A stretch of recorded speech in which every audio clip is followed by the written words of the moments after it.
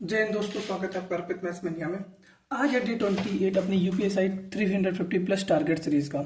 अभी 2-3 दिन का टारगेट नहीं आया था, तो इसका मतलब ये था आपको रिवाइज चीजें करनी थी।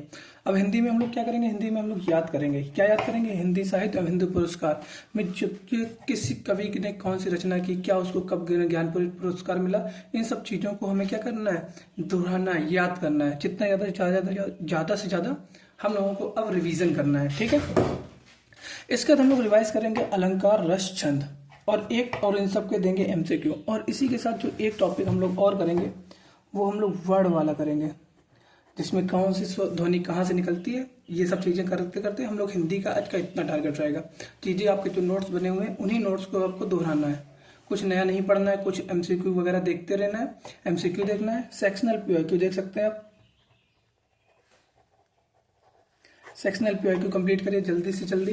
जो क्वेश्चन नहीं आ रहा है उनका एक्सप्लेनेशन देखिए, और जो आपकी बुक है वहीं पे उनको नोट डाउन करिए, अपने नोट्स में उनको ऐड ऑन कर लीजिए। कोई पूरा नहीं करना है कि पूरा उसका क्वेश्चन देखते जा रहा है। टाइम कम है, ज़्यादा ज़्यादा चीज़ें रिवाइज करना है। और जो सिटी भी है, आज सिटी भी लाइव हो जाएगी, कब उसकी कब क्या है, ठीक है। इसके बाद हम लोग बात करते हैं, जो अपनी बात करते हैं हम लोग जीएस में। जीएस में सबसे पहले आपको जितने भी माइनर एक्ट हैं उनको रिवाइज करना है। उनकी इम्पोर्टेंट जो सेक्शन है, उनके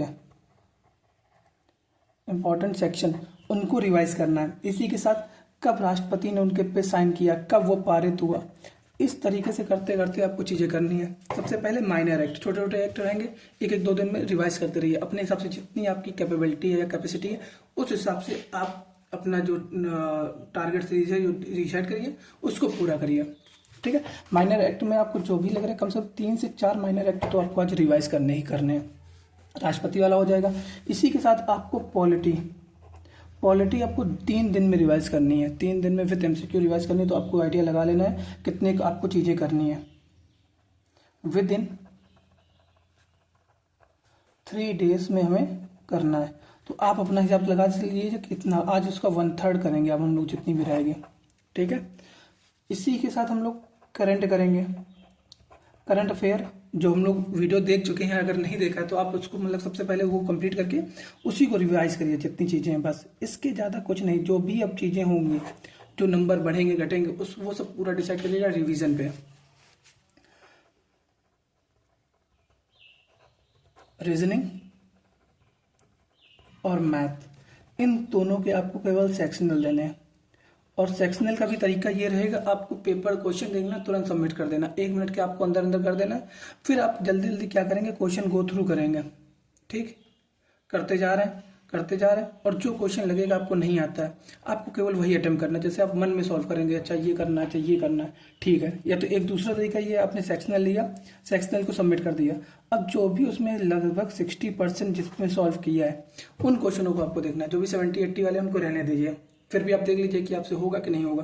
आपको 60% के जितने अंदर वाले हैं, क्योंकि वो देंगे, क्योंकि 60% के अंदर ये हो गया कि अब लोग मैक्सिमम जो लोग मॉक दे रहे हैं वो काफ़ी कम लोग दे रहे हैं, तो काफ़ी कम लोगों में अच्छे लोग दे रहे हैं, तो वो लोग क्वेश्चन अटेम्प्ट करते जाते हैं। मतलब आप मान चलिए, अगर आप 50,000 वाला दे रहे हैं तो उसमें 30,000 लोगों ने वो क्वेश्चन सॉल्व किया, तो 30,000 बहुत बड़ा नंबर नहीं है कंपटीशन में, ठीक है। तो आपको 60% के नीचे वालों को पूरे क्वेश्चन करने हैं। इतना हो गया। रीजनिंग मैथ का ये रहेगा। मॉक का मेरे हिसाब से ये है कि आप केवल 2 मॉक दीजिए। 2 मॉक का मतलब किस तरीके से, मॉक से देखिए, मॉक से रिवीजन वाले पर्पज से दीजिए।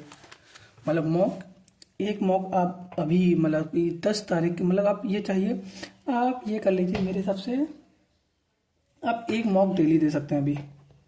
कब तक? 10 तारीख तक। 10 मार्च के बाद से आपको मॉक नहीं देना है, मेरा तो ये रहेगा। 10 मार्च के बाद आपको मॉक नहीं देना है। जो भी है आपको चीज़ें ज़्यादा चीज़ें रिवाइज करने पे आपको मालूम है आप कहाँ पे वीक है। जो आपका वीक पोर्शन है उस पर आप अभी भी काम कर सकते हैं, अपने वीक पॉइंट पर अभी भी आप काम कर सकते हैं। जो भी चीज़ें वीक हैं उनको रिवाइज करिए। उसके अलावा हिंदी और जीएस पे मेन फोकस रखिए। मैथ रीजनिंग आपकी, मैं ये मान के चल रहा हूँ मैथ रीजनिंग आपकी सही है। अगर मैथ रीजनिंग में अभी भी कोई डाउट है तो आप क्या करिए, किसी भी टीचर के आप वीडियो देख लीजिए इस समय, केवल क्वेश्चन देख लीजिए, जो अच्छे क्वेश्चन का अगर आपको चाहिए कि आपको अच्छे क्वेश्चन प्रैक्टिस करने हैं तो आप वो कर लीजिए, नहीं तो टाइमिंग बहुत है, टाइम बहुत है इसमें। मतलब टाइम बहुत का मतलब ये है कि आपको पर मिनट के हिसाब से अच्छे खासे क्वेश्चन कर सकते हैं, क्योंकि रीजनिंग मैथ में कुछ क्वेश्चन ऐसे होंगे जो 10 से 12 सेकंड के अंदर भी कंप्लीट होंगे, ये मान के चलिए। और OMR वगैरह फिल करने वाला कर लीजिए, और मिलते हैं कल के डेली टारगेट में। अभी आप कर लीजिए जो भी है, आप हिंदी ये साहित्य वाला कर लीजिए, और GS में माइनर एक्ट और पॉलिटी, माइनर एक्ट, पॉलिटी और करंट, इन 3 चीज़ों का वेटेज लेके चलना है। पॉलिटी, एक्ट हो गए और करंट अफेयर, बस। ठीक है, मिलते हैं कल के वीडियो में, और कोई सजेशन वगैरह हो आप दे सकते हैं मुझे।